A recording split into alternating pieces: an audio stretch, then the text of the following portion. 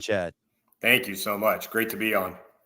My dad's visiting from out of town, and then at the last minute, I realized, and then he woke up like 5 minutes before the show started, and I looked at him like, this man needs a cup of coffee. So I apologize. I'm seconds late.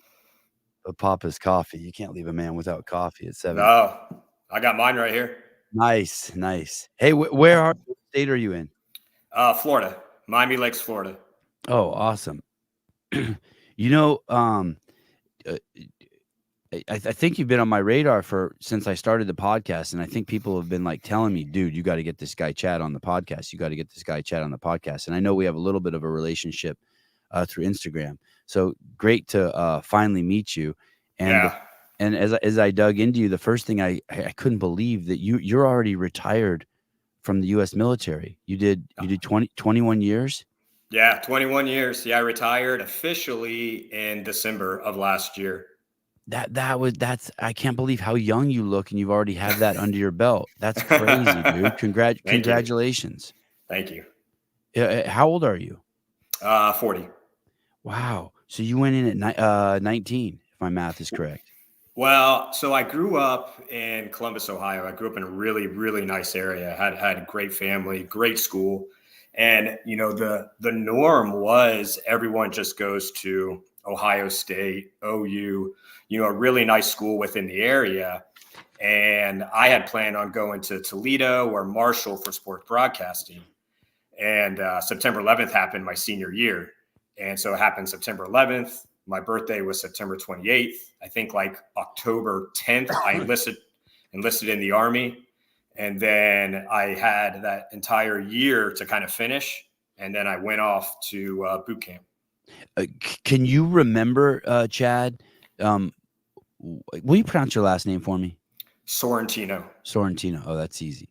Chad, will you tell me what that was like being 19 years old, 9/11, and what inspired going to enlisting? Is that what it's called? Enlisting? Yeah, enlisting. Yeah, because you go the officer track or you go the enlisted track. And I remember I was always like the kid I was always super smart, but I just didn't apply myself. I had like my rolled up homework that I didn't do in my back pocket. I would ask the cute girl for a pencil, in class. And then I would get really good grades on tests. And I was always a kid that was always in the hallway. In fact, like my mom even would come to school and I'd be in the hallway in math class because I'd be getting in trouble. But so I never really like had like this trajectory. I just thought like I would go to college and do something. But I always had just a great appreciation for the military because my grandpa served and all my uncles served too as well. And I remember I was sitting in music appreciation class and we were just kind of hanging out. I think we were like getting ready to do a project and the teacher wheels into TV and we're just watching it and we're just kind of dumbfounded by it. And then the second plane hit and then the Pentagon hit. And then I was like, this is, for some reason, whatever happened to me, I was like, this is the real deal. And everyone kind of freaked out. And my mom told me, and I vaguely remember this, but my mom told me that I called her because I had called the middle school down the road and the elementary school just to ask how my two sisters were. Wow. And I called my mom from a payphone and I said, hey, we're all okay. And from that moment forward, I think my mom kind of realized like, like he's got a different path. And I remember it was the most cliche Army recruiting thing that they've ever done. Like, I want to say like 3 days after the Army came and explained to our school what happened. And I was like, look, I got to do this. And from that moment forward, you know what I mean? I haven't looked back. And I've been serving ever since in some capacity, some way. It's interesting. I was talking to someone just yesterday, and they were talking about like how desperate situations are. How desperate must situations be in South America and Latin America that people would travel up from there and make the journey to the United States. And I said, I hear you, but bear with me. At 20 years old, me and 4 of my friends who lived in Argentina would have one night sitting around, got the harebrained idea that we're going to go to the U.S. border, and we would have done it. As a 20-year-old man, boy, you'll just make decisions. Like Yeah, fast. like we don't care. Like at 23, I didn't care if there would have been anarchy in the United States. I just didn't. Young men are just a different breed. Like we're not go ahead. You haven't experienced consequence yet. Yeah. The biggest consequence you have is like, your girlfriend caught you passing a note to another girl, what I mean? Or like three-way calling was invented, or God, you're old, passing a note. God, you're old. So I remember my parents, when I got my car, they didn't really have a curfew, but they said like, hey, look, like we're going to kick in that door at 6 a.m. every day, and you're going to go to school. Yeah. And my dad was a motivational speaker, and my first car was a Ford Windstar, and it was, his company's called Humor Consultants. It was all over the van. And so that was my first car, but I had to pay for gas, and I think I had to pay for insurance later on. So I had to have a job. So they said, hey, it's a van. You had a van. Oh, yeah. It was called a humor van. We used to jump the railroad tracks. I mean, it was kind of like a thing if you jump the railroad tracks in the humor van. Yeah. Wow. But yeah, so I knew kids who drove every kind of car. I never knew a kid who drove a minivan. That's wild. It was the middle green one, but white. And then it had lettering all over it. And then my friends would call and prank and say that like I was up to no good. I just saw your company car like run over a dog. So I'm like, and I'd be up in my room, and my dad would yell down at me. He's like, hey, why am I getting this phone call? And then it'd come back. It was just my friends pranking. Yeah. But growing up, and having them kind of teach me consequence. Like if I were to stay up late, they're still kicking in the door and I have to go to school. Right. If I didn't go to a job, then I don't get gas in my car. I don't get to go play with my friends. I'm not good at wrestling if I stay up too late. You know what I mean? So they really taught me, the value of consequences. But still, when I still enlisted, I had no clue about any consequence that could come my way. You wrestled in high school? Yes. All 4 years? 3 years. I wrestled 112 pounds. Wow. And which years did you wrestle? Sophomore, junior, senior, or? Sophomore, junior, senior. Freshman year, I played soccer. And then I tried out for the hockey team my sophomore year, and I didn't make it. I was the smallest kid out there, and I was always in the penalty box. My dad said, he's like, I'm not coming to the game if you're just going to sit in the penalty box. What would you get penalties for? Just being aggressive. Yeah. Just like not, like you're not good. So you like run around and you try to be aggressive. Yeah. But then no, I don't, but I can imagine.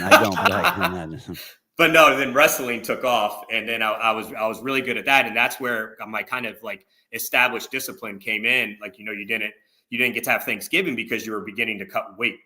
And it didn't matter what you ate. It mattered like how much it weighed. So like when the coach would say you could have a half a slice of pizza, it was like the greatest thing. So I think that's where a lot of my like internal discipline and self-awareness began. Danielle, Chad is the GOAT, Caution CrossFit. That's where you train, Caution CrossFit? Yeah, I'm the general manager there. We have 2 locations. Crazy. And how long have you been the general manager there? Since I retired December. Oh, okay. I made a really, really big decision, like days up to me leaving Miami or not. And, it came down to a beautiful woman and a community that I just felt right to stay at. And that beautiful woman's your wife? No, it's my girlfriend. Girlfriend. Okay. For me, they're all interchangeable. Girlfriend. Yeah, it's wife, fiance. Okay. Cause I was with my girl for 20 years before we got married. So for me, it just became I'll still accidentally call her my girlfriend. You could call her your ex-girlfriend because she's your wife. You know what I mean? Truth, facts. Yeah. Hey, if you it sounded like your parents trusted you, right? Because and they were proud of your grades. Why do you think wrestling stuck? Because wrestling's kind of hard. Why do you think that stuck?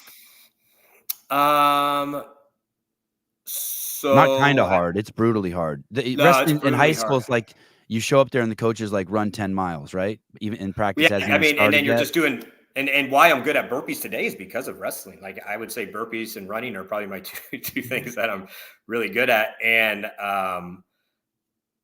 I think it was hard. And I think that's why I liked it. I think it was difficult. I think I had that sense of validation. I think like, when I went home, I knew I was giving my effort. It wasn't easy. And it was something that I think just came naturally.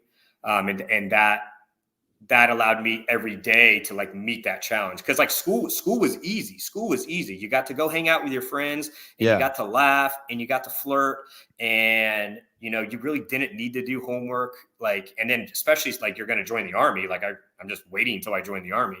So I think that hard aspect and that difficulty is what drove me to it. Hey, that's crazy. That is school was not easy for me, but I loved school for those two reasons. For me, I got to hang out with my friends and I got to see girls. And to be Yeah. honest, that's all I really cared about. Yeah. I wish I would have had wrestling. I think that would have been an interesting, like a good piece of balance to it. But I didn't play any sports. But you're right. That I just loved going and seeing my friends and seeing girls. That's it. That was it. Especially new girls. Like a new girl showed up. Oh yeah. And they didn't know like that you were like a dork or anything like that. Yeah, exactly. Just, right. Already people are making fun of you in the comments. Let me see. There was a great one in here already. Let me see if I can find this. Jake Chapman, never nice to the guests. I think Chad needs a bigger watch. Are you wearing a giant watch? There you go. Thank you, Jake, for welcoming our host, hazing every guest that comes on the show. I appreciate it. No, Chad does not have any piercings. No, I do not. I don't even know that, and I know that. So you go to you go in, and it's do you remember your first day in the Army? What the date was for that? October 22nd. Oh, sorry, October 23rd, 2002. I left what is called MEPS. It's like the Military Enlisted Processing Station, and you get on. I don't remember if we flew or took a bus to Ohio to Fort Leonard Wood, Missouri. And I remember it was really late at night when we got off and you go into like a reception unit and you stay there for a couple of days. And I remember I just had like the worst stomach pains, like just nervousness. And then I'll never forget this. And then when I became a drill sergeant, I would do the same thing. But when we got picked up by our drill sergeants, we got put into like a big cattle van. So it's like where big cattle, like semi-truck trailer, and then a trailer would be where they would put cattle, but they had fixed it to transport soldiers. So we would go from the reception battalion to what we call like the actual company for our shark attack for when the drill sergeant yelled at us. And the drill sergeant was so nice to us. He's like, yeah, come on in, move to the back. Just, everyone's got their duffel bag. It's okay. And you just get there and just take a seat, sit down. And then like, you were like hiding your head and you would like peek up and the drill sergeant would be like, hey, how you doing? And then as soon as we made like the final turn, boom, he just went off and just went full sin yelling at us. And I'm like, this is it. And so when I became a drill sergeant, I would do the same thing. I would get them on and I would be all nice to them. Like, hey, how you doing? Yeah, sit down. Don't worry about it. Yeah, you'll get your cell phones. Don't worry. If you need to make a phone call, go ahead. And as soon as we made that same turn, 10 years later, I just went off. And I was always like obviously the shortest one. So I always had to establish myself as kind of like the crazy one. You know what I mean? Because I was with all these other drill sergeants that were just monsters. And so I always had to like establish myself as the wild one. So you go in there. Were your parents pissed that you signed up? This is the Army? This is the Army. My dad was super proud. My dad was really, really proud. And my mom was just scared. My mom's just a worrier at heart. Wash your hands all the time, take your shoes off. But I think she was really worried. But I think she also had some like real-time resiliency within her own life because like her father went to World War II and then all three of her brothers had enlisted and been to and back from Vietnam.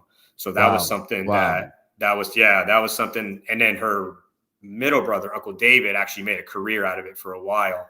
And so I think she had that to hang her hat on and saw how great of men all four of them had turned out. And they were really proud. And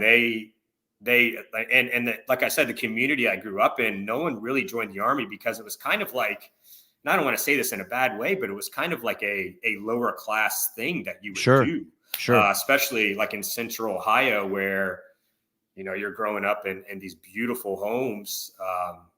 It was kind of different. I was kind of the first of my kind out of that area for a while, and then more people had enlisted after that. Sure. Why would you go to the Army and jeopardize your life if things are good, right? If things are shitty and you're living in an apartment with 5 kids and a single mom, and you turned 18 and you're like, shit, I got to get out of here. The stepdad's been beating you your whole life. Yeah. I'm guessing that's like just the typical story, right? It's someone just Yeah. looking for something better, looking for a place. Almost it's like a vacation, looking from reprieve from the hardships of life. Well, you get Some security. everything. Yeah, Yeah. you get I mean, you get everything, and then you get this you get this amazing leadership, you know, person in front of you. You get this drill sergeant, whether it's, you know, a male or female, who's there for you, you know, when you wake up and when you go to bed, and they're there to take care of you from morning to night and keep you safe, you know. So And they tell you to do something and you don't have to think, you just do it. just do it. It's super easy. You just do it. Yeah. Yeah, wild. I'm trying to think if I remember going to the post office and registering for the draft at 18, but I don't think I ever once, I never once considered actually going to the military. For me, it seemed like as soon as I think about going to the military, the very next thing is am I going to die?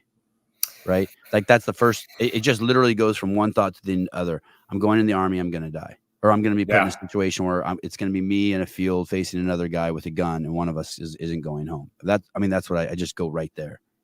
I wonder if it has to do with like the time as well, because, you know, if it's like during, you know, this, you know, global war on terrorism where deployments were a constant thing, but then there was like the 90s during the Be All You Can Be, where we were kind of at peacetime for a while, and it was kind of more of just like a profession or a career in a way, more than like it's life or death or this harrowing thing.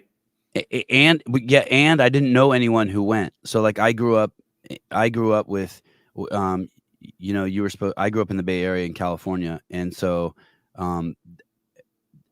those people were just different. They weren't. I like the whole entire community where I live was anti-military. Ton of respect for cops, ton of respect for firefighters, but we were basically just all anti-military, right? It was like Reagan's the bad guy. We shouldn't be investing any money into the military. I mean, that's how it was raised. That Reagan was basically the devil, and we just went around and killed people. Did when you went in, did you know that you were going to stay in for 20 years? No. And I remember I even got out. So I got out for 8 months. My first enlistment. I had done, you know, back-to-back deployments. I was on the Fort Bragg Special Reaction Team. You know, I was just busy. And I was married. And we had just came back from Iraq together, and it was like my time to get out. And I was just kind of over it. And I was kind of like, at that time, I was like very new to the leadership like persona and the leadership model and understanding what true leadership was. And I kind of was a little bit more selfish than I was, you know, self-serving or servant. And I got out, and I remember we had moved to Louisville, Kentucky, to Fort Knox. And it was in 2008. I remember when like the market crashed and there was no jobs. And I was so naive. I was like, oh, a police, because I was military police. I was like, oh, it's a police company. Well, they'll hire me. You know, a police force will hire me. And then no one was hiring. So I ended up like selling cars for a few months. And it was fun because I went really? to really. You can't.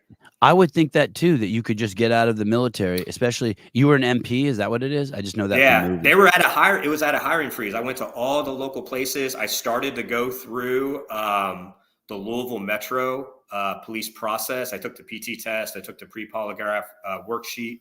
But in the meantime, I needed to make money. Okay. And I remember one day I look over and my ex-wife's putting on her boots and I'm putting on a tie. And I'm like, dude, come on. Like, you're a wuss. Like, you know what I mean? Like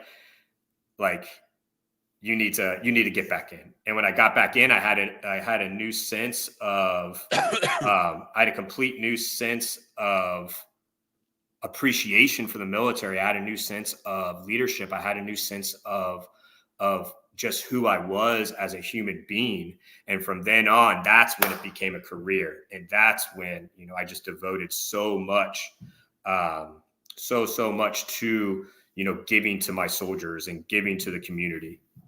Hey, what are all no details too small. What are all the positions you held in the military? Starting from like when you get in, what are you called into the Army? So you're enlisted. When you come in, you're enlisted. And So that's you the have like title, just an enlisted man? no, you're enlisted man, but your title is a private. So you Private. start Okay. out as an E1 and it goes Okay. all the way to E9. Okay. Within those are called the enlisted positions. Okay. So think of it as like a pay grade almost. So E1, Okay. E2, E3. From there's actual titles within those pay grades. Do you get more authority as those go up also? You really don't get more authority until you hit E5, which is a sergeant. And that's when you become what is called a non-commissioned officer. And that is when you become a leader. You actually take an oath.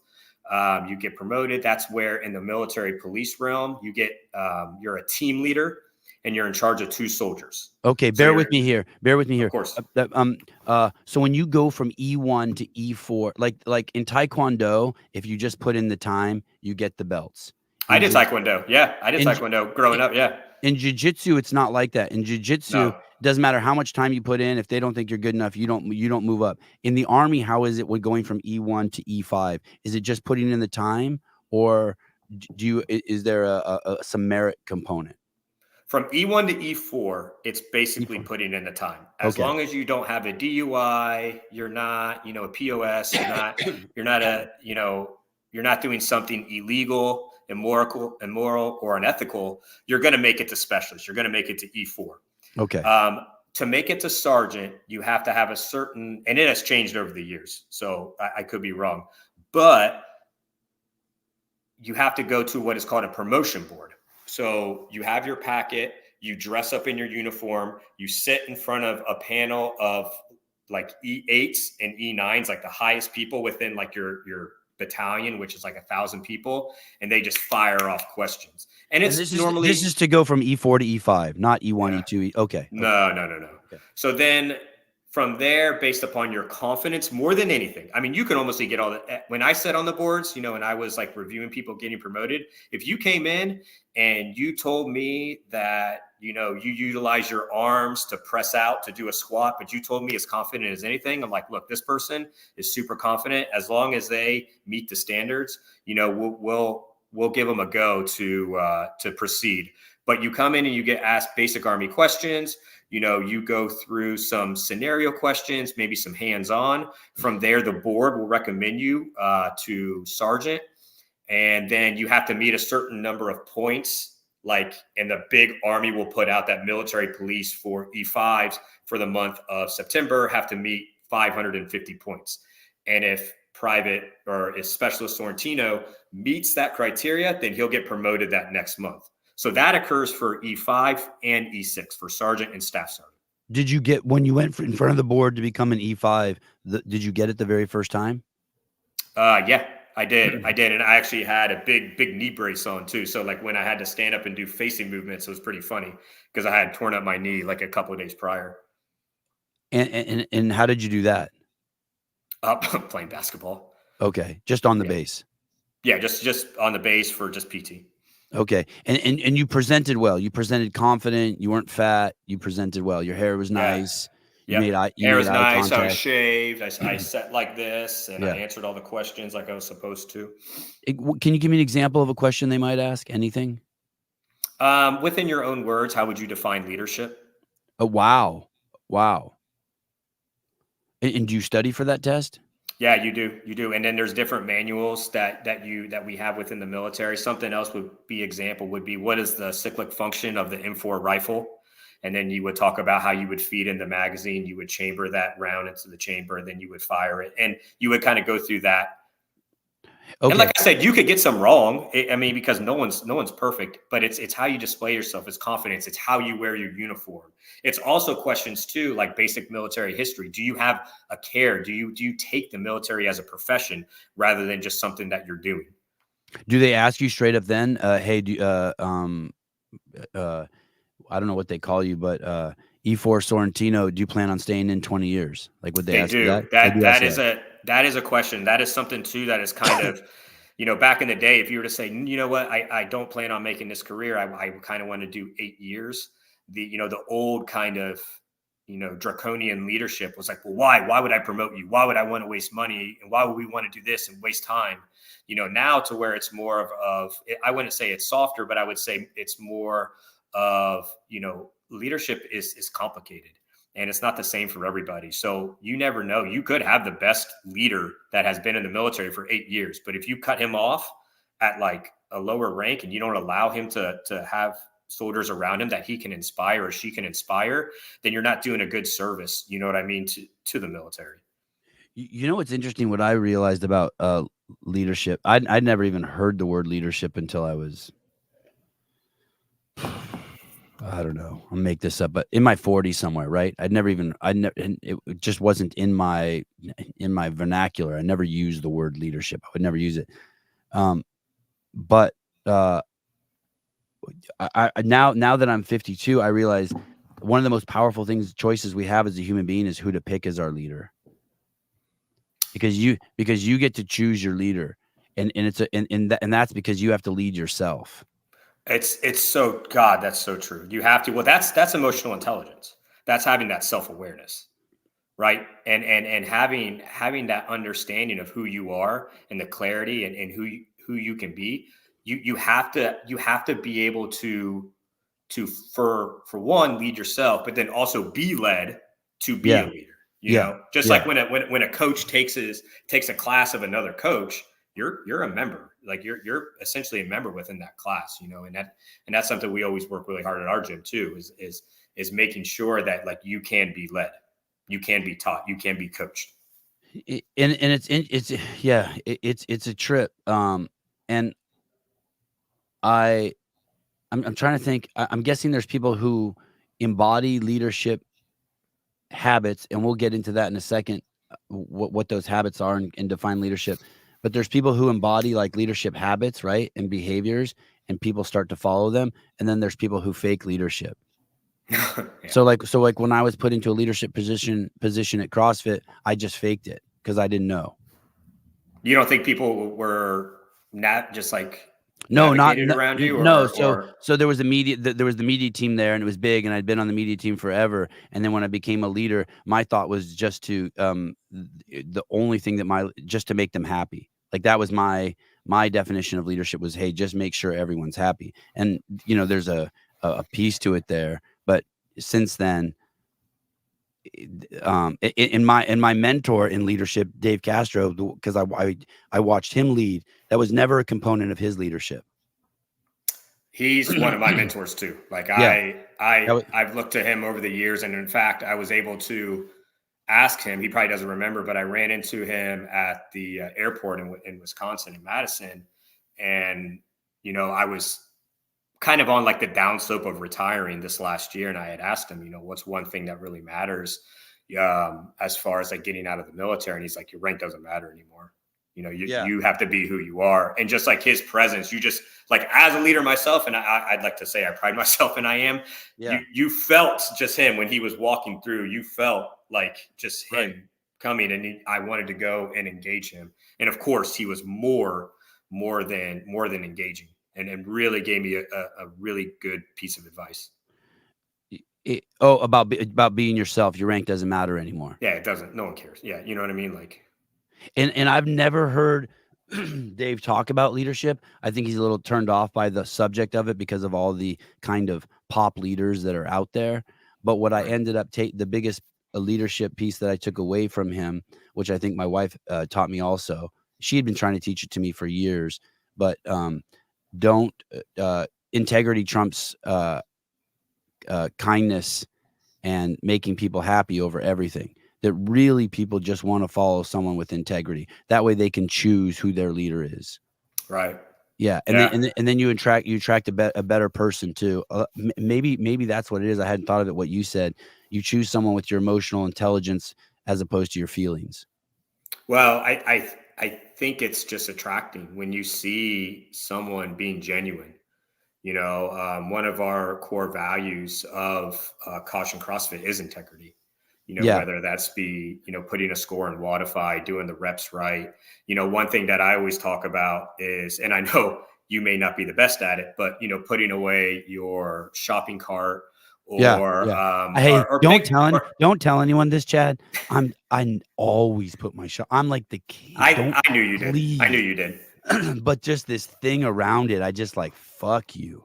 Don't tell me what to do. Like, But picking up trash too. I talk about it all the yeah, time. picking up trash. Yep. Like I can't tell you how many times I've seen my soldiers or other soldiers or even, people just walk by a piece of trash. And I understand if it's like a diaper or something gross, but if it's something like something a simple, used condom versus a used condom, unused versus used, pick it up. Yeah, still in the wrapper. Yeah, I would assess to see. I would check the end, maybe. Once worn is fine, as long as it's not a finishing condom. Yeah, well, it all depends if you have gloves or not. But yeah, if whatever floats your boat. But yeah, we would go on runs in the Army. I would take my soldiers on runs, and we would go pick up trash, around the base, because that's contagious. That small little act is super contagious, and it says a lot about who you are. It really does. Okay. So back to this list of things. So you go E1, E2, E3, E4, then you become an E5, and you said that's a sergeant. Yeah, that's a sergeant. And that's now you have ducklings. You have people that are looking to you for guidance and direction. Yes, that is like in the NP world when we were deployed, that would be my driver, and that would be my gunner. So then I would be the team leader in the Humvee or in the vehicle. Okay. And then what goes after that? Then what was your? Let's keep going down the list of your positions there, because 20 years you must have been in a lot of positions. Sure, I was team leader, and then as a sergeant too, I was also on the special reaction team, which is just like the Army SWAT team. Then you go to staff sergeant, and then that's when this is key. This is when you become a leader of leaders, because as a staff sergeant, you're now in charge of 3 other sergeants who are then in charge of 2 other people. So then you become a squad leader. And the Army as a whole works with moving like squads around more tactically than anything. So like as a squad, you would independently go out into sector, run, missions, area reconnaissance, key leader engagements, work with the Iraqi police or any other type of host nation. And so that squad leader, is the very first position where you're kind of an independent, organic element within the military. And did you like that position, staff sergeant? I would say that's probably one of my favorite positions, because at the same time, then you get to give back to the Army. So then in the Army, you would either go, for the most part, you would either become a recruiter or you would become a drill sergeant around that time. And wait, let me ask you this real quick. When you're a staff sergeant, are you still also a sergeant, meaning you have your sergeants you lead, but you also have your group of guys, the gunner and the driver? Yeah, hey, that's a good question. Yeah. Okay. So you also have your own truck. Yeah, you have your own element where, but then what you would kind of have a senior specialist or a brand new sergeant as your driver, who would also kind of get the truck up and then kind of take care of that one gunner too as well. So your group kind of had 2 sergeants in it. Almost, yeah. They're very independent. Okay. Then you would either be a recruiter, or you would be a drill sergeant. And recruiter, like you would go to a strip mall and yeah. Wow, that's okay. But I never did that. A lot of people go down that path because it's again giving back to the Army, and it's needed and it's important, especially right now. It's more than ever. But you would go and you would then be a drill sergeant, and then during that time, is that what you did? Did you do drill sergeant? Okay. Yeah. And that was really cool because you learn how to manage your time down to the minute. I would wake up at like 3:16 because like at 3:15, I wanted that extra minute. If I woke up at 3:20, it would be too much. And then when you kicked in the doors at 4:30 for the soldiers, they were on a time hack. So like that, you had to get them up and get ready in 10 minutes. You had to get them to eat. You had to get them to PT. Then you had certain type of time hacks throughout the day for training, because it was all in a tight window. So you really, as an individual person, learn how to manage your own personal time right down to the minute, but you also learn how to, because there were times where, you know, especially like later on in the cycle, where it would be you by yourself on a Sunday where they'd just be cleaning weapons or cleaning the bay with like, you know, 1,000, with like 250 soldiers. So then you would learn, you know, yourself how to manage so many different people. Hey, that would explain Dave to me. I think he was a drill sergeant over for the SEALs.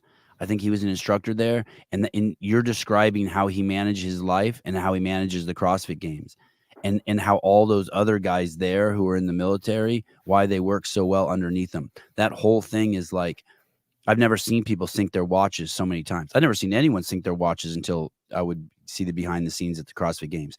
Sync their watches, and everything was to the minute. Judges came out at this minute. Athletes came out at this minute. This would go. Then the cleanup crew to switch the weights would come out at this minute. And it was like to the minute. So he must have learned. And that's the way we worked at HQ too. That's where I learned about chain of command. Like, I'd never heard of chain of command. And Right. the super duper value and importance of chain of command. And there would be leaders there who didn't understand that because they didn't fit in, and they would screw everything up, right? Because they would talk to someone out of the chain of command, and then their boss wouldn't know what they were doing. And it I don't know if this is a word, but it would disempower people, right?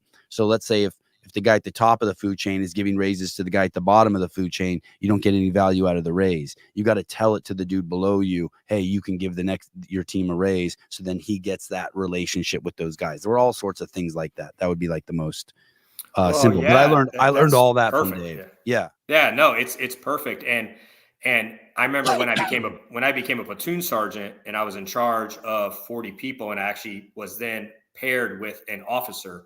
So that's like your first time as an enlisted person being paired with an officer counterpart. And And where this was that? officer, That was when you were a drill sergeant? no, that was when I was a platoon sergeant in Hawaii.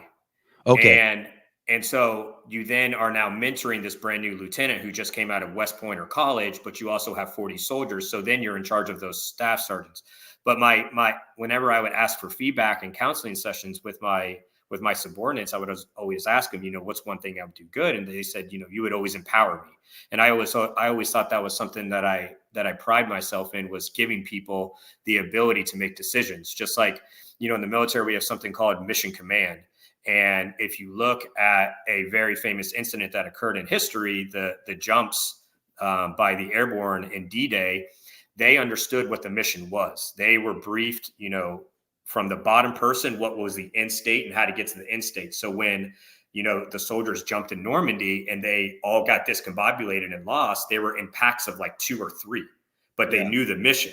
So they were still able to secure that whole backside of Normandy and of that invasion with like 2 or 3 people at a time. And so the same thing goes with, you know, anything and everything in life. If you empower people and you give them the end state and you allow them to work, what that does is it not only, you know, will get the job done and empower them, it also allows for innovation. They have a buy-in. They feel like they're actually part of the team. They want to come up and they want to do better. They want to improve. You know, it sparks that teamwork and that shared knowledge. It's funny you say that about the empowerment. That ties in with something else you said before, but also Dave would always give people opportunities too. So I remember there being people on the team there, and they'd be like, "Hey, let's have that guy do X, Y, Z," and someone would say they've never done it before, and Dave would go, "So what? Now's their Yeah. Oh, yeah. now's their fucking time. Like, what are you Yeah, doing? Are you absolutely. holding people back, or are you giving people opportunity?"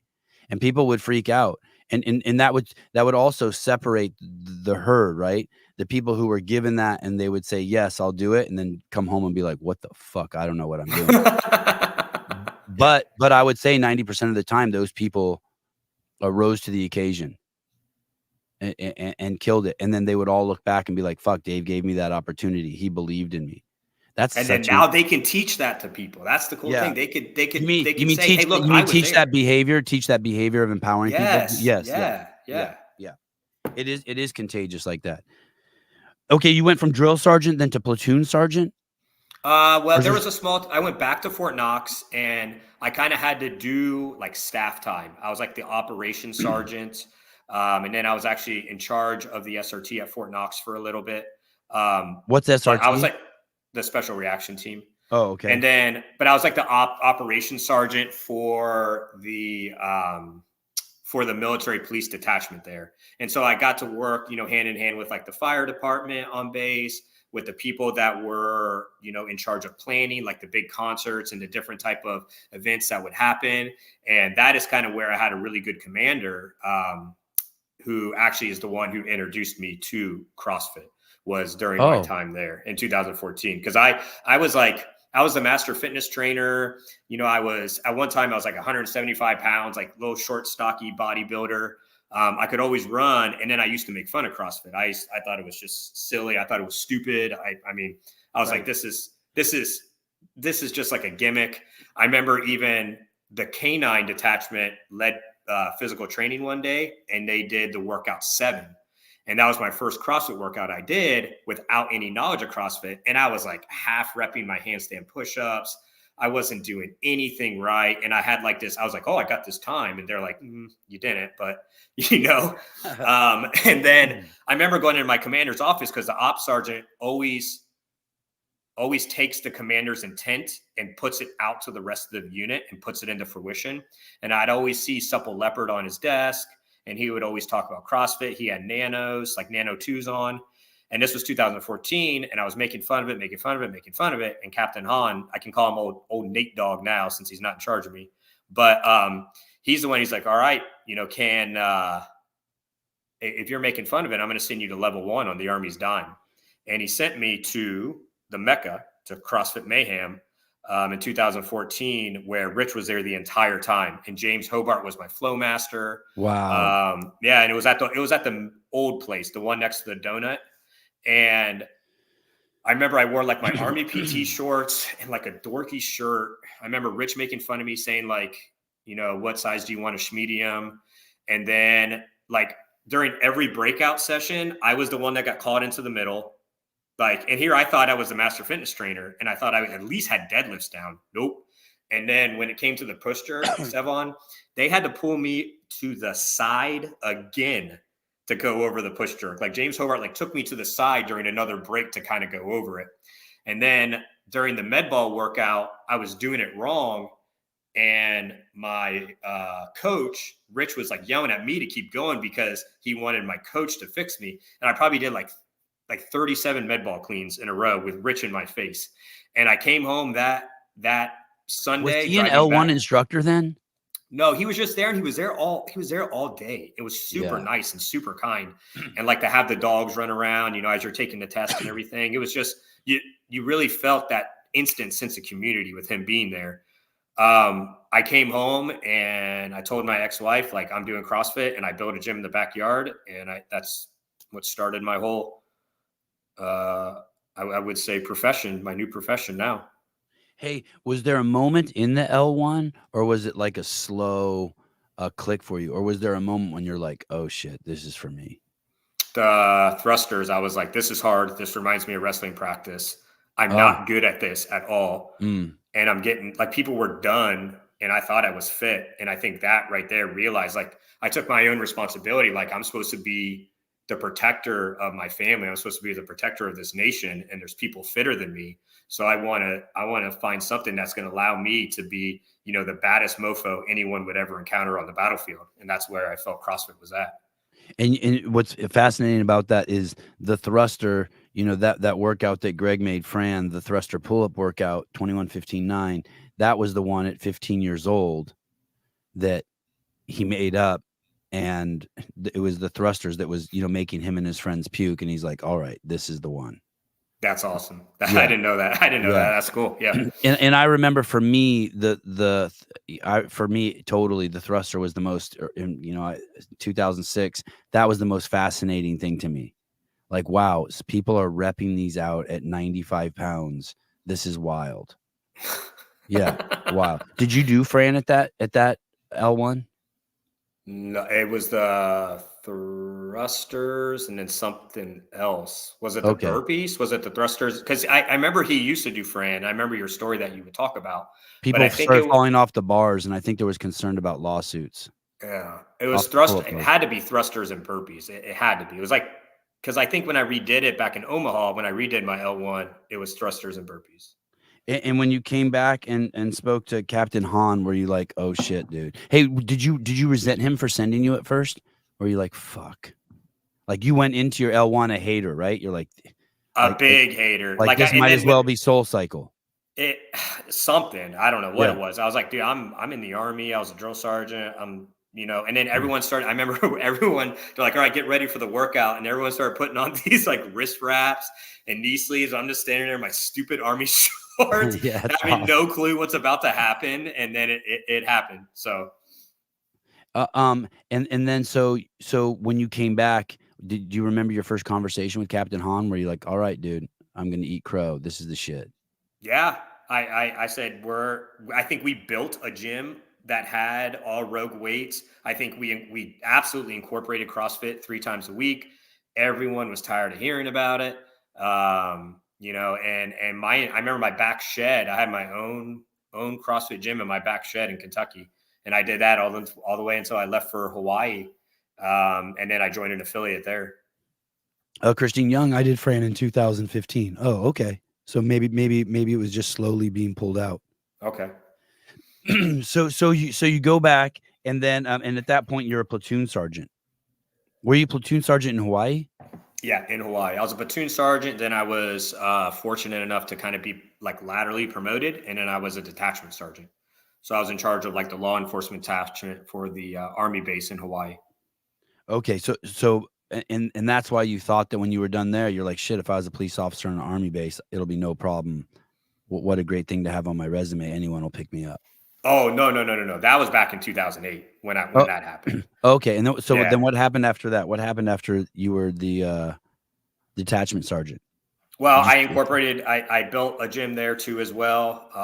Brought some GHDs in. I was able to be part of my first affiliate in Hawaii, Archaeos CrossFit. Now it's called Now I think Jump Ship Training. But that's where I Oh, really, that's Seth's gym. I think, so it was called Archaeos CrossFit. Then Jump Ship came to Hawaii and Uh huh. bought a couple places around there, and I know they bought the Archaeos location. So I Wow. never got Okay. to meet any of them though before I had Okay. left. Okay. But Small world. yeah, it was cool because like Hawaii is you have that big sense of community and ohana and family, but it's cool because you have everyone that's there that are the locals, but then you also have the military too as well. And then all the different like affiliates, whenever we'd have competitions, it would always be the same thing. And that's where I really started to like truly fall in love in the affiliate part of CrossFit. And that was my family, and I still talk to so many people from there to this day. Like that was it. I mean, that I was recently going through a divorce too as well, and that was my home. That was it. So you, I think you said 2008. Did you mean 2018 or did I hear wrong?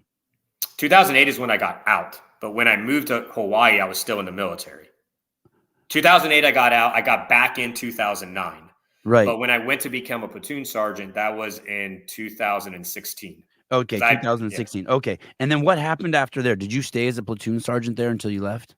Yeah, so I was a platoon sergeant there. I took the platoon to Guam to do a mission, like during the whole North Korea scare.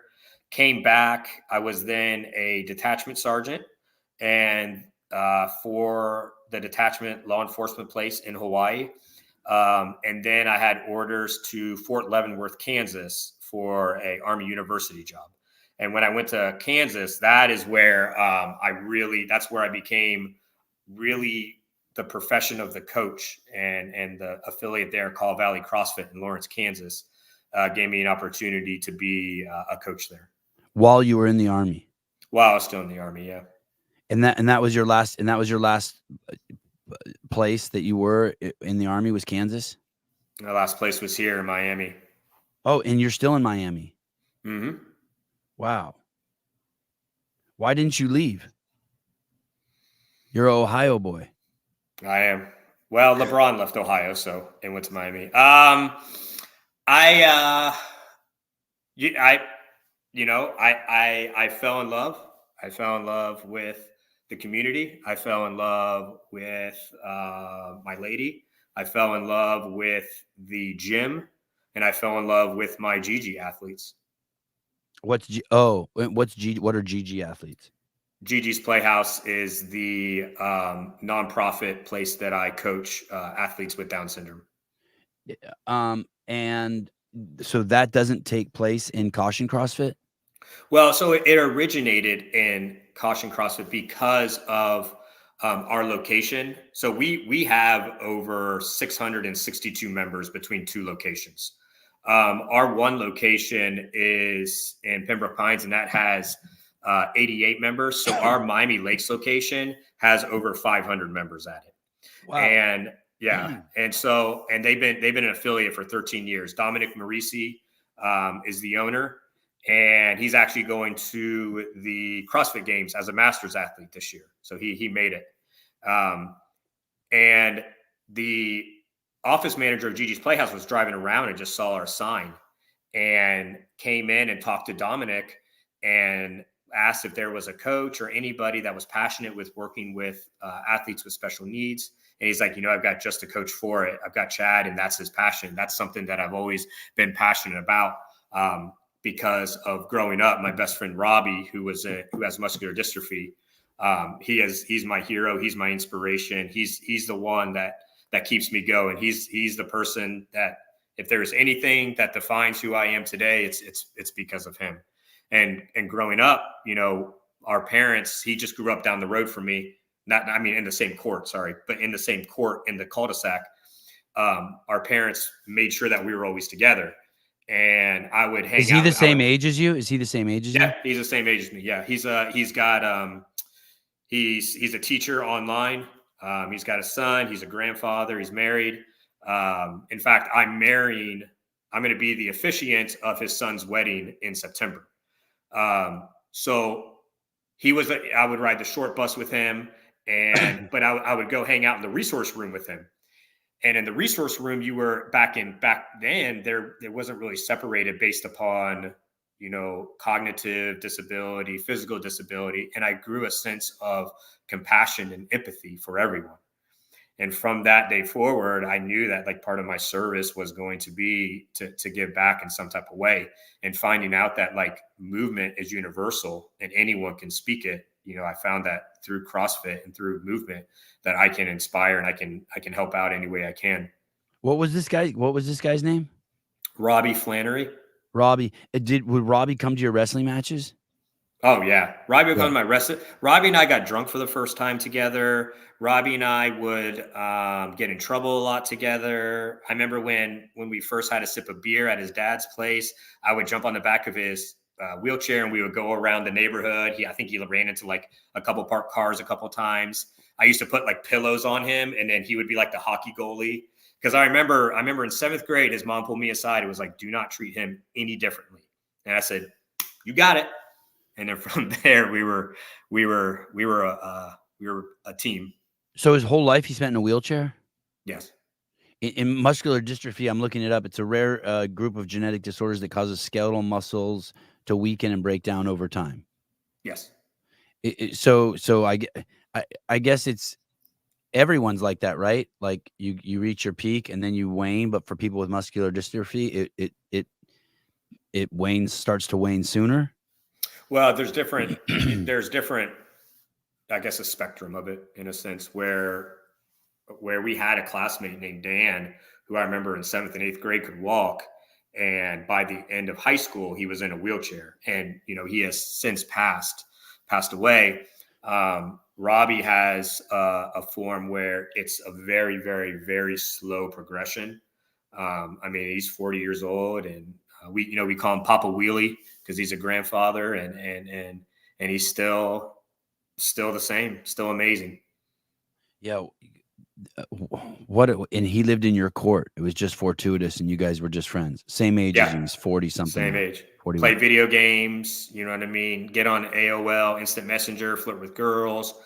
I remember we would go around, and I was actually telling my girlfriend, we were going around and we were saying we would mow people's lawns and we would take their money, and then we never even had a lawnmower. Hustle. That's called the hustle. Yeah. When I want to go back to, but I want to talk about what you're doing. Um, what did you call the group? You called it GG.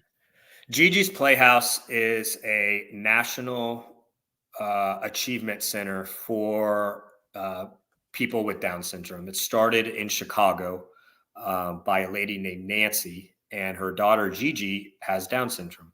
And since then, it's grown to national locations, and there just happens to be a Miami location in Miami Lakes, which is like 1 minute down. Yeah, there's Gigi right there. In fact, what a cool thing is, High Rocks has now partnered with Gigi as it being its like title, like charity group.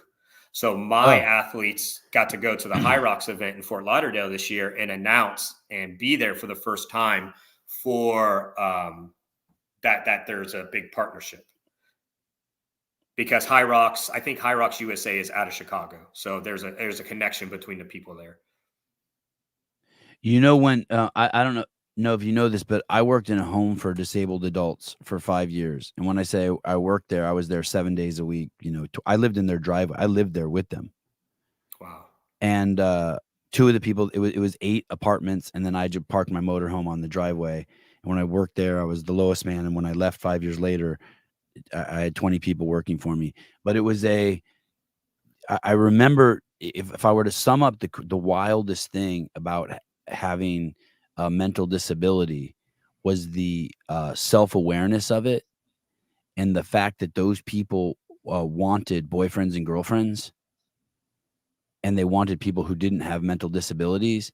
And what a wild, I just used to just trip on that. What a wild journey. What a crazy thing. Like I could never process that, right? I was just Yeah. like, wow, they want intimacy um with people who don't have disabilities, but it's not an option for them. Right. Yeah. And It's it was, I just oh man, mm, that was a wild one. That was one I could never really get my head around. And then also, of course, we're all manipulating the world around us, right? And because they had disabilities and the way people treated them, their manipulation skills were on a whole different, I don't know if level or kind, than other people's. And I oh, always that tell, makes sense. Yeah. you, Yeah. Yeah. you know Yeah. you know what I'm saying, Yeah. because the Absolutely. because the world treated them different, and so the way they managed their social interactions and the way they managed people was different than the way you and I might manipulate people. For sure. For And sure. yeah, and the more you separated them away from each other. So if we had 5 staff on and there were only two people in the house at the time, the others were somewhere, they would start taking on your characteristics of people who didn't have the disabilities. But when they were all together, it would go the other way. Yeah. And it was there were those were just I some wonder why. fascinating there were just some fascinating things that, like, when they were integrated with people who didn't have their disabilities, they lived up to that level of, I guess, personal responsibility and accountability. When they were with each other, it became a different manipulation game where they were used to like, they would put their efforts in trying to get away with stuff than living up to it. That's You, that's that's you know what true, I and mean? that's Yeah. yeah. I see that a lot. Like when I show up, and then when I'm done, when I'm done coaching, that's where the effective exercise takes place. So one thing that I had experienced while coaching and while being a part of this community is seeing the actual drug, the actual effect, the actual endorphins kick in, and you would have an athlete, or you would have someone that would be nonverbal who would be verbal. What, Oh, and oh, like oh, yeah, yeah, think about the power yeah, of movement for us when we're done yeah. with a hard workout, or we're done with even a workout. How much better we walk taller, we stand better. The same thing in effect. But when I would show up, I would see the same thing. I would see definitely a different interaction until they were put, and then they were led in a certain way. I would walk the man and the woman who had Down syndrome. I would walk them about a mile to this swimming pool at UC Santa Barbara, and we would go swimming. And then on the walk home, it was a totally different person than the person I walked there with. A hundred And it's percent, funny. It's funny. I never thought of that back then. 100%. And you know what's crazy? The way I described that about these disabled adults, I guess the same thing is with communities, right? You get a bunch of Jews together, they act one way. You get a bunch of Armenians together, they act one way. You get a bunch of black people together, they act one way because they kind of are feeding off of whatever their I don't know, the way they manipulate or see society. And then you get them alone, and those things they become more, I want to say, accountable as an individual, as opposed to like leaning on the herd. You know what I mean? Listen, in the Army, you Uh have huh. to go to these leadership courses Uh as huh. you progress, right? Okay. And so when you first come in, we call it like a soup sandwich or a hockey bat. It means you're all jacked up, right? When you come in the Army, you don't know how to tie your shoes. I had soldiers that didn't know how to tie boots. I had people that didn't know how to shave. As you progressed in the Army and you went to these leadership courses, and we're talking master leadership course, you're becoming a master sergeant, sergeant major's academy. It's this year-long academy where you could leave there with a degree. People were showing up with their shorts on backwards. And Wow. it's because I think it's just that when you're around everyone, I don't know if the guard gets let down. I don't know what it is, but you are absolutely right. Hey, I saw a video where you talked about the difference between being a manager and a leader. Uh-huh. Is that fresh in your head that you could share that with us, the distinction between those two positions? Sure. Well, one thing I always talk about is I think everybody's a leader. I ask people, raise your hand if you're a brother, raise your hand if you're a father, raise your hand if you volunteer at your church, raise your hand if you do this. And for the most part, everyone, if I'm talking to someone or if I'm casually talking to someone, I can kind of connect them that they are a leader in some type of way. They're a leader in their household, they're a leader in some fashion. And then I talk about how if everyone's a leader, why are people managed? And so being a manager necessarily isn't a bad thing. When I talk about tell me the characteristics of a manager and tell me the characteristics of a leader, what ends up happening is the manager characteristics that people describe somewhat come off in a negative tone. When all reality, a manager is just someone that kind of just necessarily doesn't inspire, right? They don't understand kind of like the human aspect. They do the job. If you're a manager, let's say at Walmart, if you're a manager at Sears, if you're a manager anywhere, you stick to the protocol, you stick to the instructions, you stick to what you know just to get the job done. But the difference between a manager and leader is simply the people, and it's the connection, and it's the ability to have the emotional intelligence to have that personal communication and that personal touch between people. And I think that's something that like can be taught. And that's why I think leadership can absolutely be taught. It's not necessarily inherently born. There are qualities, and there are people just like, Dave Castro walking through the airport, everyone's going to pay attention to. But Right. if he never was really taught how to connect to people and how to have the emotional intelligence about himself, it would be wasted. So a manager and a manager manages the company, where a leader leads people. And if you lead people, this part's easy. So, like when you were saying manager, I was thinking like your calendar is your manager. Yeah. Yeah. It It's tells you like where you're, to you're, be. It you're, reminds you of stuff. It's the rules for you on just like um, going through the motions. Hey, you have to be on this call at this time. You have to do this. You have to put the price tags on this. It's like that. Hey, when you it, when you say connect with people, it's interesting because I don't think of Dave as the kind of person who connects with people. I think maybe people connect with him. well, he walks by and he talks to every single person that he encounters. That's true. That's true. He is good with his time. Um, what do you remember the first time that you saw leadership come out of you, or do you remember like cultivating leadership skills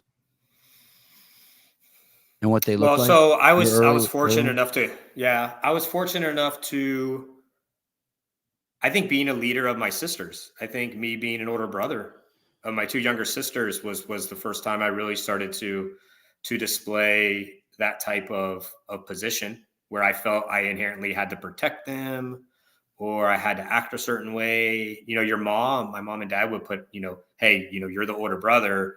you have to fake that they're Santa Claus, for another year. Right. And so just even in that, I remember that responsibility is kind of cool because it's like I have this thing where I can kind of, be someone to them. In the beginning of the podcast, you said something, and now it's like the third time I've heard it in a month, that leaders give people opportunity.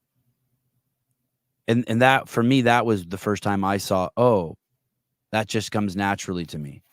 Well, you create buy-in when you give people opportunity. Yeah, like I want to help people. Yeah, there's a sense of ownership of whatever you're doing, and not help people in the sense of like giving a homeless person money, but because I think a lot of people think that they're helping people and they're not, and then on top of that they get upset, like when people don't accept their help or when their help hurts them. You know what I mean? Like I've seen a lot of people in life try to help people and actually all they're doing is hurting them. Giving people opportunity is different. I think you have to be confident in that person in a way, and you have to describe it to them that you're not like, you have to almost like we've talked about before, you have to almost empower them. You have to make them think that like they kind of came about this on their own. You're just there to help them and guide them, because if you're just continuing to give money to the homeless person, if you're continuing to always give the trainer bar to, a member, and you're not necessarily, breaking past an area that needs to be broken to for them to have the opportunity to succeed or fail, it's just going to be wasted every time, every time you just like assist. And I would always tell my subordinate leaders, like, a day off or not doing PT or allowing people to sleep in is not necessarily like the right thing.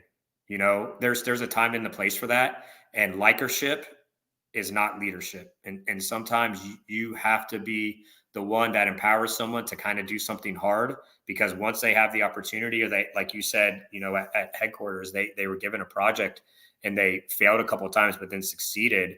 That process allows them to overcome adversity. You ever have to cut anyone off from your leadership? Like you're putting energy into someone, you believe in them, and you're giving them opportunity, and they're just not taking it. And so you just decide, and it has nothing, you could still like them, but you're just like, okay, this isn't working. And you cut them off from your leadership. Like they're fired. I would like to say, you almost feel like you failed. You almost feel like, but you have to do it. Yeah. I mean, I've encountered, probably over 4,000 to 5,000 people within my scope. You mean in 21 years, 4,000 or 5,000 people passed people through? that have, yeah. And I have not, like, not everyone's walking around like as other like Chads or anything like that. And I wouldn't want that. I want them to be themselves. But there are people that you're like, man, but then you can't spread yourself out. And that's something that I do terribly at. If I can improve something about myself is saying sometimes no, you know what I mean? Because I say yes a lot. Yeah. Because I feel that's my purpose is to serve, you know what I mean? And I don't think that's one of the integrity pieces that Dave taught me too. Just say no. As opposed to, because I want to be nice, right? So I would say yes. So like, saying no. I probably didn't learn that till I was like 46. All right. But, well, okay. Yeah. I got that to look forward to. Just lots of no's. No. Yeah. It's like when you own a pickup truck and everyone asks you to borrow it for a move, and you say yes, but really in your heart you're like, fuck no, I don't want you driving my truck, put scratches on, get the fuck out of here. But you say yes. I was always taught you always say yes to helping people move, because someday you are going to move, and you sure. My dad taught me that. Yeah. Well, he's a good dude. I did a thing when I was 19, I got a brand new 1990 Toyota pickup truck, and I made it, and this was when cars used to break down, and I made a rule that for the first year that I had this truck, because I was so thankful for it, that I would stop and ask to help any person who's broken down on the side of the road for a year. Fuck, that got me into some weird situations, but it was good. But you know what I mean? It's 2 a.m. and I'm driving home drunk from a party, and I see someone broken down on the side of the road. I'm like, fuck. Really? You're gonna do this? That could lead to some other stuff. Yeah. You when you get out, when you get out, are you already doing GGs? Yeah, I did GG's in the Army here in Miami.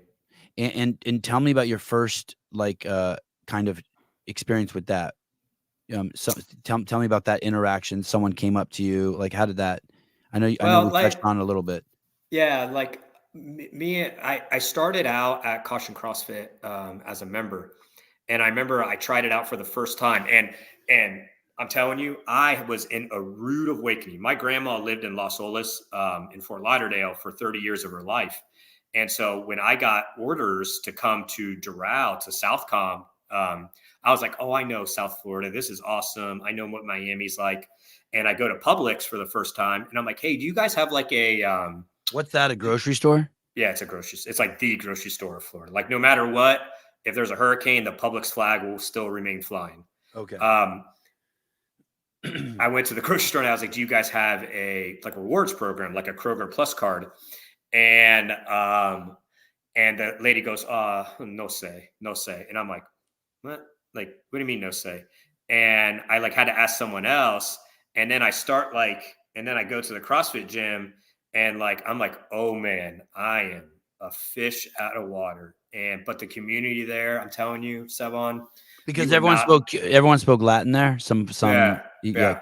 Okay. It's a very, very big Cuban, Colombian, Venezuelan population. And like, it's almost like you have to speak Spanish. Um, but you would not meet a more respectful and caring and compassionate and patriotic group of people than in South Florida. Like simply put, our MRFs, our 9/11 workouts, every 4th of July, like it is so amazing. And when I would have to like be in uniform down here, I would be just like people would like open the door for you, get out of your way, no matter what. Thank you. And that's like, this is like in 2021, 22, where, the things have shifted a little bit. And I just felt so amazed in this area. And when I started going there, I would go to the 5 a.m. and we had a really amazing 5 a.m. crew, and still have an amazing 5 a.m. crew. And then I, was like, hey, look, I coached at this last place. I have some opportunity because I didn't think my work wasn't that bad, so I could coach. And I talked to, Dominic, and he gave me the opportunity, and we were, really good friends. We hit it off right away. And I had told him my passion and my love for helping people. But my first experience with GG's, I was so nervous. And like, you have to read this like big pamphlet and all the stuff they had originally given me to kind of instruct BIRTHFIT, because it was this own program already written, was very, very basic. But they did it in the Caution CrossFit gym. No, Okay. no. You went there. So this is new. Like they were like GG's Playhouse in Miami opened in 2021. So I started, I believe, at the end of November of 2021. So I was the first like BIRTHFIT instructor. Come to find out, a lot of the stuff like wasn't tough, wasn't hard, wasn't challenging. So I was like, this isn't doing anything. And I had learned and I had turned and was influenced by Sam Dancer and seeing like what he had done with his athlete James, and seeing, and I had the opportunity to meet Sam at the games and thank him. And he gave me a big old hug and everything, but he really is the one that like propelled me to try CrossFit. And now like they do random burpees for no reason. Like if I just bring PVC pipes one day, they're like mad because I didn't bring the torque sled or kettlebells or, weights or anything like that. And so incorporating CrossFit into their training regimen has now allowed them to do hard things, and the confidence in them has just grown to 200%. Nothing that I put in front of them, they don't at least try. Hey, were the directors of the GG's program? Were they like, hey, what are you doing? This isn't the protocol here. Yeah. And how did you push back on that? They're like, hey, you're not doing BIRTHFIT. You're doing CrossFit here. Well, we kind of had to adjust kind of the name of what it is. It's fun fitness and friends with Chad. Okay. But I think now that they've partnered with High Rocks, that complete change has happened. Like it is a whole shift has changed in that kind of like thought process. Explain that to me. Tell me more about that. What do you mean by that? Well, I would say that very early on, like when I would bring them to Caution CrossFit, you know what I mean? I would kind of have a little bit of pushback of like, it's unsafe. There's weights around and everything like that when like bringing them to Caution CrossFit. And see, the cool thing is everyone at Caution CrossFit. See, so already that's my point. Already someone was trying to give them an out. Yeah, already trying to take it out. Yeah, and trying to give them a way out to do something hard. And hey, let's just continue to do glute bridges, and we can play with bouncy balls. You know what I mean? Yeah. And everyone at Caution CrossFit knows Gigi's Playhouse. Like, and all the athletes that you see there, they follow some of the members and everything. And when they go there, everyone loves them. Everyone's embraced. A lot of our fundraising, that we do with Caution Cares goes towards Gigi's Playhouse. And when they show up and they get to have a smoothie at the smoothie bar and they get to, deadlift on the platforms, you just see an instant change. And because I think the growth and the exposure, I'm just continuing to stay on the throttle, not letting up. And I'm also not letting someone who can't say yes to tell me no affect my decision. Wow. So. And this is the Gigi's facility. That's there. So I load up my little Jetta with what I can, and then take it over there. And I kind of have a theme. So the theme normally for the week is kind of, I'll pick like a workout that we have programmed at Caution and then kind of implement it. And yet this is all fascinating. How many Gigi's are there? Around the world? Or around America? I don't know. Is it like 5 or is it like 100? It's like 65 or 70. Yeah. And are there any of these? Are they franchises? For nonprofit, yeah. Do you? But you don't own that one. You just train that. You're a coach there. No, yeah. I'm a teacher. They call it, yeah. And is that the? Oh, okay. And so is there an education component to it too? There is. Yeah. So Clary is the owner of Gigi's Playhouse Miami. Her daughter Alejandra has Down syndrome. And so it's starting from prenatal all the way to adulthood. They take care of them, and they have different type of reading classes, educational classes, cooking classes, karate, art, all the way until, adulthood and beyond.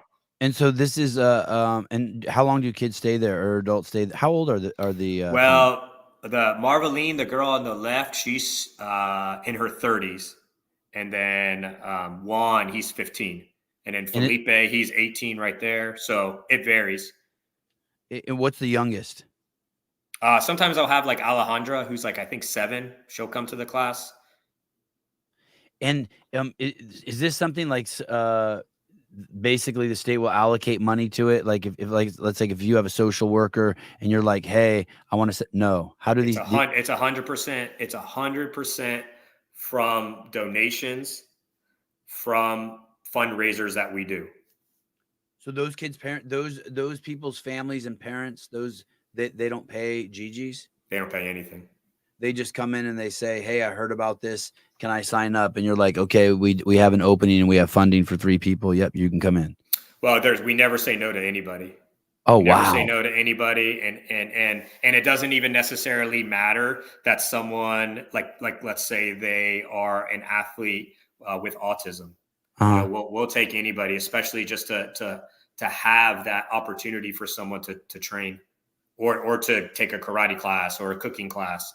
We're very, very open to anybody. And so through fundraisers, through our race, like our 5K that we do, through the Miami Lakes town, like special needs advisory board, there's fundraisers for it. We have like a gala. There's a national fundraiser through it as well. So. Hey, have you seen how long have you been there? Since November 2021. Have you seen some transformations? I have. I think the hardest thing though is still somewhat the nutrition piece. Yeah, I sure. think what I think getting that down. I think also too you're fighting against, even though Down syndrome, is cognitive, there are physical limitations and there is muscle atrophy that occurs. So it's really difficult to really dial in if the nutrition's not there. And sometimes it just doesn't fit with the parents and you can only do so much. I think what the really cool thing about it is their ability to never say no to a challenge. Like I'll put a box out to do a box jump and they'll do it. Next thing you know, I'll put a plate on there and they'll be apprehensive, but they'll do it. And I think the confidence before when I first showed up, they weren't willing to do anything. And then you would go out and like now we go outside if if it rains a little bit, they love it. They love that it's raining a little bit, that it's tough. It doesn't even bother them. Whereas before they'd be running for the hills. So and that's fascinating. You've taught them to embrace the hard things. Yeah, Like, hey, they're dropping some of their stories absolutely. and telling you stories. Hey, when you get a new kid, Matt Schindeldecker runs that program. Do you know who that is at CrossFit Crave in Ohio? No. Oh, I think Juvenile it's like juvenile kids, the kids who are like my juvenile mom. criminals. Yeah, my mom's from that area. I think it's for like Portsmouth area. No, Portsmouth has a whole different program there. Dale King has a program there that's just for addicts, right? Oh, okay. They Well, they my train mom there. was born in Waverly, Ohio, so I've been to that Chillicothe, Portsmouth area. But no, Okay. what's the other one? So Schindeldecker has this thing. It's exploding. It's pretty amazing. Basically, what happens kid gets in trouble for let's say stealing or something. He goes to juvenile court instead of doing a year in juvenile detention or something. They'll give him an option to do like a 12-week program at a CrossFit gym, and when they come there, and a lot of these kids have they come there just completely clamped up, he'll tell you. And the probation officer has to come there and work out with them too. So just imagine how they bond, right? Oh, Yeah, whoa, I think yeah. that's where actually the magic is. And anyway, this program is expanding all over the state of Ohio. The governor's completely in. I think they actually have a couple gyms now in actual detention centers. But when you get someone new, is it really hard to open them up? Like, do Yes, they come in and it's just like they're like, because and there I are don't I blame them, right? Like no, yeah, yeah. yeah, yeah, yeah. Like I there's no trust. There's no like I've never worked hard in my life. I mean, and sometimes there's apprehension among the athletes. You oh, know, to even accept a person. Yeah, like Yeah, if for whatever reason, they just don't get along, then from then on, they're the last in line to do something as aside to the first. You yeah. know what I mean? They're scared to touch it. But I mean, I don't really have any nonsense. Like, you're gonna do it and you're gonna at least try. And of course there's empathy and compassion behind it. But at the same time, I'm going to empower you, I'm going to encourage you, I'm going to want you to do it, whether you succeed or not. And once it's cool because once you see like an athlete struggling, all the other athletes like want to come over and help, especially the ones that have already completed that task. So it just really takes a couple like minutes for someone to almost like fail, for then the magic to kick in, for them to like realize like I'm stuck having to do this. I'm not going to get out of it, because I don't play around. Isn't it crazy that you see the potency of this? I was doing the math during COVID, and for a fraction of the cost of the money that was spent on whatever, probably on masks, they could have bought an assault bike for every single person in the United States. Like it was like, like I figured out it was like $1 billion or something. You know what I mean? And just the impact, the difference in impact. And here you have this group. This lady knows it's fucking probably crazy to try to take grant money away from the big fucking bureaucracy that's supposedly supposed to help disabled adults and children. And so she's just created her own fucking thing. Like, fuck you, I'm doing it. She's amazing. Like Where does she's she energy. live? Chicago. Yeah. And you've met her? No, I haven't met her. I'd love to. Yeah. You just see her in videos and whatnot? Just see her in videos. And then it's cool because you get to see Gigi grow up. Like she's 21. She got to use her ID card to purchase alcohol for the first time. She went on a date. So it's like, it's an example. And Gigi and her mom are the example. What's the lady's name? The founder? Nancy. And what do you remember? Do you remember her last name? I don't. Hey, do you what do you do you have plans to do something? So, like outside of like you get out of the military, you've been in 21 years, and now it's been 2 or 3 years, and you're settled, and you got some roots, and like you like you have a new like a rebirth for Chad Sorentino. Are you getting into anything else like for you, like any other entrepreneurial stuff or things that I you have, yeah, I have some entrepreneurial things. I'm a strategic. My master's degree is in strategic leadership. I do some consulting. I created a 12-month servant leadership curriculum that I'm participating in with Johnson and Johnson. So we had our first month this month, and so it's something super simple, super easy. Like I created it. It's like each month they're going to learn a component of servant leadership. It only takes 15 minutes a week, an hour a month. And then like every quarter, we either have like a face-to-face or we'll have a Zoom thing too as well. And then I've also done some consulting for some solar companies. And to grow from there, this fall I'll be taking on being a cross-country coach for a local high school. Oh, Um, and wow. and then December 22nd, I will be becoming the ultimate leader as I will be a father for the first time. Oh, shit, congratulations. Thank you. Hey, what about the, adaptive games that's happening in, I think it's happening in San Antonio. I wanna say in, September 19th to the 22nd. The thing Yeah, Kevin yeah. Kevin Ogar runs, and Lisa Gall and gang. Do you have any, affiliation with them or relationship with them? Mm-mm. No. No, I see them from afar, and it keeps me inspired. It keeps me motivating. It's something that I can always lean to. I would love to also be able to maybe work with High Rocks as well, because I've got a pretty good relationship with the leadership there, Mm, as far as having like a cognitive heat that goes out, or different mm. type of challenges, or creating like programs, because like we do High Rocks training, we do CrossFit within our organization, and High Rocks, the local leadership there, like within the United States, Douglas, has been nothing but helpful and supportive and kind to me too as well. The of High Rocks. Hmm. Yeah.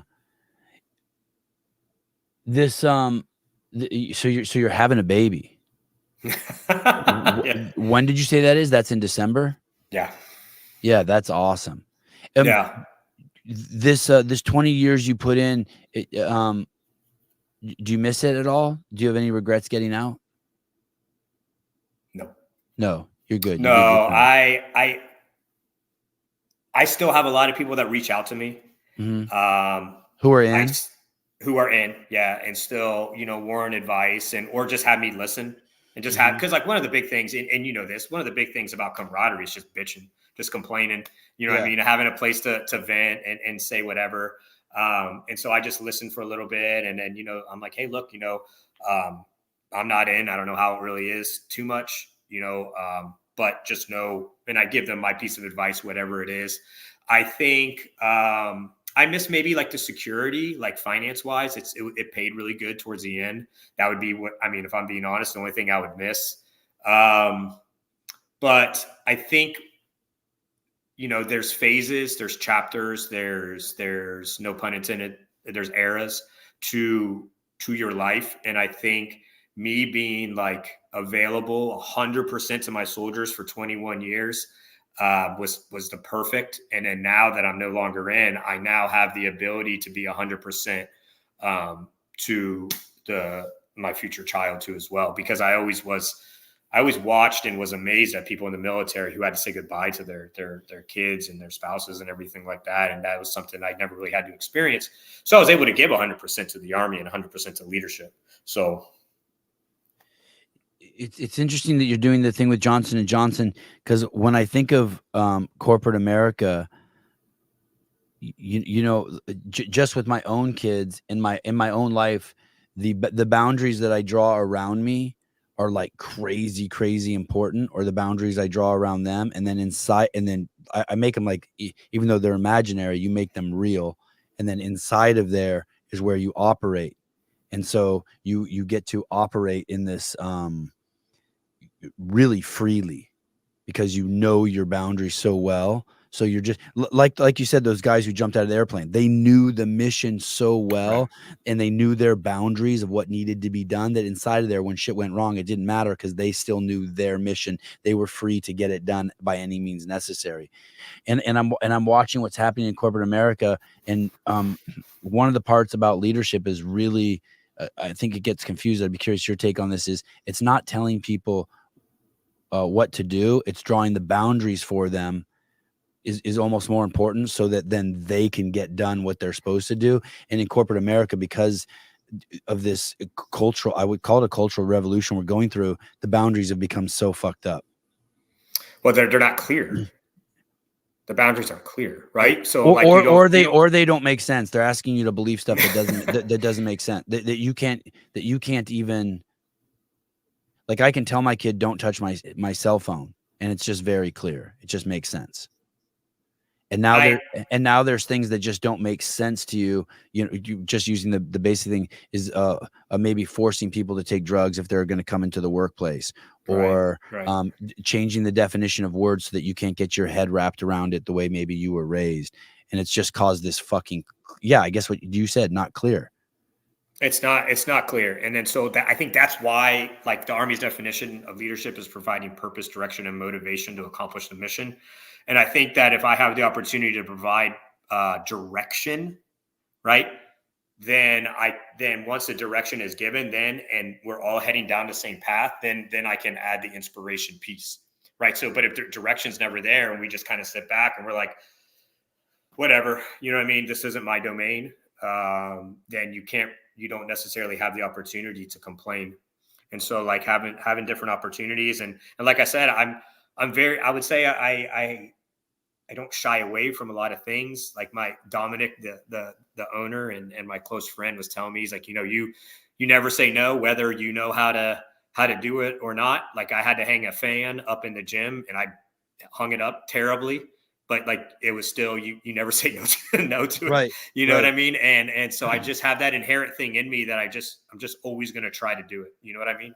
I'm always going to give it my passion. I'm going to give it my all. I'm going to try to do it as right as I can, because if not, it's going to eat me up. And if I can make my boundaries of what I believe is right, like, and bring people into those boundaries, I think we can all improve on who we are, and the compassion piece. Do you feel free to be who you are in all your settings? Now I do. Now I absolutely do. The Army constricts you a little bit. You know, you can't, you somewhat have, like, your liberties taken away for good reason. Like, sure. you represent the flag, you represent, the president, you represent the nation, and you are a profession. You're a profession of the arms. And something that's interesting that you said earlier is, like, if I want to get my car fixed and I needed my brakes done, I've got an endless amount of locations I can go get my brakes done at, but there's only one Army. And so America's people only have one Army to turn to. So that's why being a professional within the Army that they can rely on is so important. But now I have the ability to to navigate and move, within the limits of my responsibilities, at the gym or at home, that I can be who I want to be. Man, dude, I would love to stay in touch. I'm curious what you're going to be doing in a year. Yeah, Thank man. you so much. Yeah, you get shit done. That's my takeaway. Good job, dude. Hey, well, I want to say that, like, you have been an amazing supporter. Like, you, over the years, even though we never really connected, we just kind of liked each other's stuff and we're caring and compassionate. We connected because of you. I met, the guys from Paper Street Coffee, who were super kind and super generous. Just when they came down for Wadapalooza, just the whole space that you operate and everything is just, it's just so welcoming and so amazing. And I appreciate the support over the years. It really means a lot. You're a very, very genuine person. Thanks. Greg told me this one time. Our only value as human beings is how we can help other human beings. And I was like, oh yeah, I like that. That's going to be one of my values. Like that's where our value is. Like you got to help other people. Yep. Absolutely. Yeah. And you got to be careful how you do it. You got to be smart. Don't think you have all the answers, because you don't want to accidentally hurt someone. And so that's where it comes into make sense what you said. Helping really is about giving other people opportunities, not bringing them a big jar of. You're not helping anyone by bringing them a 2 liter of Coke, but you are helping them by giving them an opportunity to get a job and buy their own drink. Anyway, hey brother, thank you so much, Chad. You the man. You the man. Take care, man. All right, yeah, let's stay in touch. Bye. Bye. Chad Sorentino. Wow. Caution CrossFit. Cool. All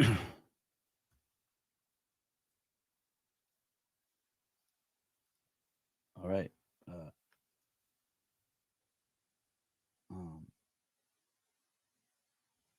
All right. Jesus criminy. All this parenting shit pouring in. All right. Oh my God. I don't do meetings, and I have 2 meetings today. I don't even know how to do meetings. I want to do meetings. I should just make Souza do them.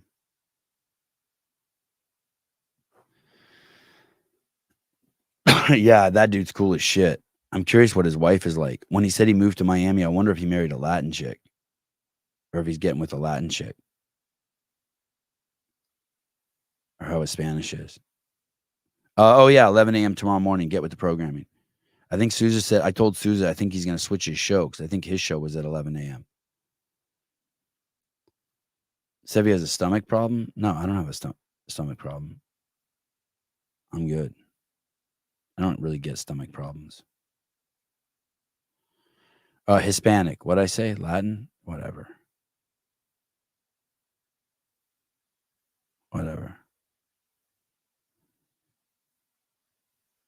Yeah, my strength's delegating meetings. Okay. We'd love to hear you interview Seth from Jump Ship. Mac, it's Matt Schindeldecker. Oh yeah. All right. I want to hang out with you guys so bad. Maybe I'll hang out later. Thursday's the presidential debate. I kind of want to do a show after that too. Friday, we're having the CrossFit Games update show. Of course, Gil Taylor on Saturday. I think we have Devin Lorette tomorrow morning. If you don't know who Devin Lorette is, you should definitely go check out his Instagram. No, I don't mind High Rocks. Listen, guys. God, people are saying some crazy shit lately. Someone said in the comments, Sevon, that's cool that you believe in God now. And I, even though I know you don't like me, first of all, I don't believe in God. And second of all, I don't dislike you, whoever said that. And then someone else said something else crazy to me the other day. They said that someone else sent me a DM and be like, I know you don't believe in God, but it's too bad you can't be honest about God, because you have to appeal to your base. And it's just like, where the fuck is this shit coming from? Are people just trolling me? Anyway, if you want to say weird shit, go over to go over to Reddit and find a thread where they call me a pedophile. That's the spot for you. Okay. Sevon, he doesn't like you. He loves you. Thank you. Fucking A. All right. On that note, I'll see you guys later. It's a Sebon Podcast Show. It's a Sebon Podcast Show. Everybody's welcome. Peace and love. It's a Sebon Podcast.